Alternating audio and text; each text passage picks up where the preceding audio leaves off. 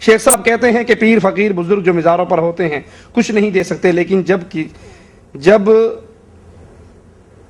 کسی کو کوئی بیماری ہوتی ہے تو بزرگ بچے پر پھونک مارتے ہیں تو وہ ٹھیک ہو جاتا ہے، اور اس کی ہر قسم کی، ان کے پاس بھی یہ چیز ہے یا نہیں؟ ان کے پاس تو آپ کنفرم کہو گے کہ نہیں وہ تو جھوٹے ہیں، وہ کفار ہیں، ان کے اختیار میں کوئی نہیں، لیکن وہ بھی اپنے جس ہندو کو پھونک مار دے ان کو بھی شفا ہو جاتی ہے، کسی کو ہو جاتی کسی کو نہیں ہوتی۔ جو یہ کہتے ہیں کہ ہم اپنے بزرگوں کے درباروں پہ گئے، ہم نے سجدہ کیا، ہم نے نظر دی، ہم نے نیاز دی تو ہمارے اولاد نہیں ہوتی تھی، ہو گئی۔ ایک ہندو بھی اپنے مندر میں جا کر یہ سارے عمل کرتا ہے، اس کو بھی اولاد ہو جاتی۔ چلو مان لیا کہ پیر بابا تو اولاد دیتے ہیں، تو کیا مانو گے کہ ہندوؤں کے وہ دیوتا جو پتھر مورتیاں ہیں وہ بھی اولاد دیتی ہیں؟ نہیں بھائی، اولاد دینے والا اللہ ہے، شفا دینے والا اللہ ہے، رزق دینے والا اللہ ہے۔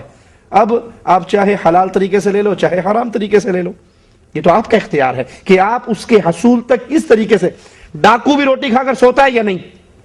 مزدور بھی روٹی کھا کر سوتا ہے، دونوں کو رزق کون دے رہا ہے؟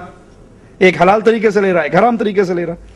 اللہ نے کسی بیمار کی شفا کا ایک وقت مقرر کر رکھا ہے، وہ چاہے اللہ سے مانگتا رہے، وہ وقت آ جائے اللہ اس کو شفا دے دے، چاہے وہ اللہ کو چھوڑ کر کسی ڈھیری پہ گر جائے، کسی مندر پہ گر جائے۔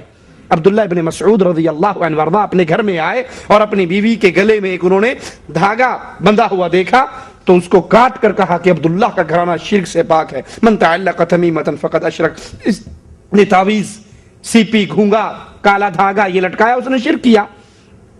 تو ان کی بیگم کہنے لگی آپ عجیب بات کرتے ہیں، ہماری آنکھ میں تکلیف ہوتی ہے، ہم فلاں یہودی کے پاس جاتے ہیں، وہ کچھ پڑھ کے پھونک مارتا ہے، تکلیف ختم ہو جاتی ہے۔ تو عبداللہ ابن مسعود فرمانے لگے کہ نہیں، یہ شیطان ہے جو تمہاری آنکھ میں کوئی چیز چبھو دیتا ہے، جب تم اس شیطان کے چیلے کے پاس جاتی ہو وہ اپنی ہاتھ سے وہ چیز ہٹا لیتا ہے، تم سمجھتی ہو شفا ہو گئی، حالانکہ وہ عقیدے کی خرابی کا سبب بنتا ہے۔ تو اولاد دینے والا اللہ، شفا دینے والا اللہ، جو مندر میں جا کے مانگ رہا ہے اس کو بھی اللہ دے رہا ہے، جو درگاہ پہ گرا ہوا ہے اس کو بھی اللہ دے رہا ہے، جو مسجد میں مانگ رہا ہے اس کو بھی اللہ دے رہا ہے۔ ایک حلال طریقے سے مانگ رہا ہے اور دو حرام طریقے سے۔